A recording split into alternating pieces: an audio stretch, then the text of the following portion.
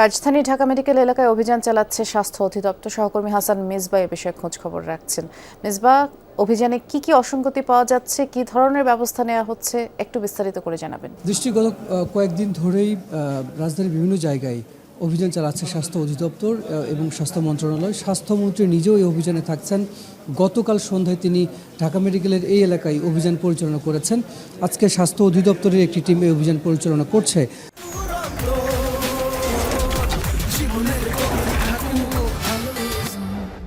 শুরুতে আহমদ স্পেশালাইজড নামে একটি হাসপাতালে তারা গিয়েছিলেন।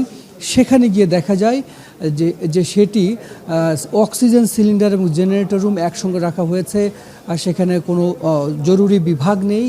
তার হাসপাতালের নাম আবার দেওয়া হয়েছে স্পেশালাইজড। তো সেটিকে সতর্ক করা হয়েছে, কিছু কারেকশন দেওয়া হয়েছে। পাশে আরেকটি ডায়াগনস্টিকে তারা এসেছেন এই মুহূর্তে, অ্যাক্টিভ ব্লাড ব্যাংক ও ডায়াগনস্টিক। এখানে এটির ডায়াগনস্টিকের মেয়াদ এবং ব্লাড ব্যাংকের মেয়াদ দুটিরই মেয়াদ শেষ হয়ে গেছে। তারা কোনো ধরনের আবেদন করেনি। পাশাপাশি এখানে চিকিৎসক পাওয়া যায়নি এবং আরও বেশ কিছু অনিয়মের কারণে মূলত এই ডায়াগনস্টিক সেন্টারটি বন্ধ ঘোষণা করা হয়েছে। অর্থাৎ এটি যে ধরনের সংশোধনী দেওয়া হয়েছে, স্বাস্থ্য অধিদপ্তরের পক্ষ থেকে যে নির্দেশনা দেওয়া হয়েছে, সেটি প্রতিপালন না করা পর্যন্ত, সেই সংশোধনগুলো না করা পর্যন্ত এই ব্লাড ব্যাংকটি বন্ধ থাকবে। এই ব্লাড ব্যাংকগুলোর পাশাপাশি এখানে আরও অনেকগুলো প্রতিষ্ঠান আছে, যে প্রতিষ্ঠানগুলো মূলত ঢাকা মেডিকেল থেকে রোগী ভাগিয়ে এনে এবং ঢাকা মেডিকেল নির্ভর, ঢাকা মেডিকেলে যারা সেবার জন্য আসেন সেই রোগীগুলোকে নিয়ে এসে মূলত এখানে তারা নানা ধরনের বলা চলে যে এক ধরনের ফাঁদে ফেলে আসলে এখানে তারা সেবা বিক্রি করে থাকেন।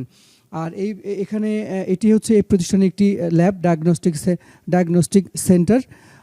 এই ডায়াগনস্টিক সেন্টারে আমরা একজন মেডিকেল টেকনোলজিস্ট পেয়েছি, টেকনিশিয়ান আছে। এখানেও নানা ধরনের অনিয়ম পেয়েছে স্বাস্থ্য অধিদপ্তরের সেই টিম, যার কারণে আসলে এই সেন্টারটি এই মুহূর্তে বন্ধ ঘোষণা করা হয়েছে।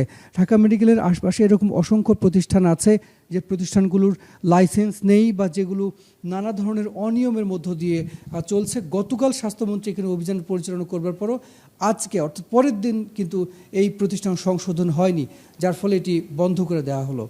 দৃষ্টি বিস্তারিত করে জানাচ্ছিলেন মেজবাকে ধন্যবাদ জানাচ্ছি।